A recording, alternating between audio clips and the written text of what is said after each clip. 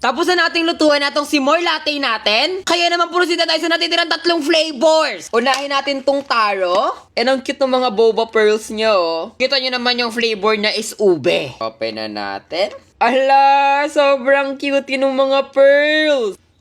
Mabango din. Amoy ube nga siya. Tanggalin lang siya natin dito. Sunod natin to. And of course, yung ube sa ilalim. Sabihin ko sa'yo, te, amoy ube talaga siya. Ayaw niyang matanggal, be! Sobrang dikit! Lagay na natin to. And then eto. And i-mix na natin silang tatlo. Sobrang dikit. Mix lang natin.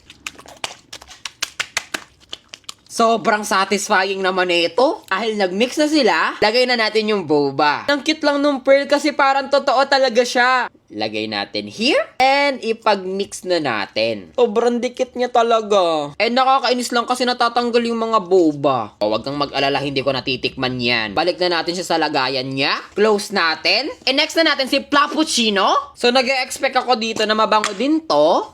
And hindi nga ako nagkamali, mabango nga siya. Galing lang ulit natin yung mga layers nila. Ay, in fairness, 2 layer lang to. And wala tayong ilalagay na kung ano. In Flappuccino lang talaga siya. So, i-mix na natin. Ang bango talaga. Kung sobrang lagit nung taro, eto naman hindi. Sobrang dali niya lang nag-mix dun sa white, oh. Wala na, inaagad itsura niya. Kasi ang cute lang kasi mukha siyang mozzarella. Mozzarella! Ganyan yung itsura niya. Balik na natin siya sa lagayan niya. Ayan, umutot na naman. And lastly, si Pink Latte. Isa rin talaga ang strawberry sa pinakang favorite kong flavor ng mga inumin. Kasi diba, love ko yung lasa ng maasim at matamis. Ay, amoy strawberry nga siya. Wala tayong imimix kasi isahan lang yung laman niya. Pero tingnan niyo, ang cute. Para siyang gelatin. Pero sobrang bango. And bet ko yung kulay niya. Lagay natin yung strawberry slices. Oink! And i-mix na natin sila. Promise guys, sobrang ganda ng pagkakakulay pink niya. Okay lang siya kasi sakto lang yung pagkamadikit niya. Unlike dun sa taro na dumidikit talaga sa kamay ko. And ang satisfying niyang i-squeeze.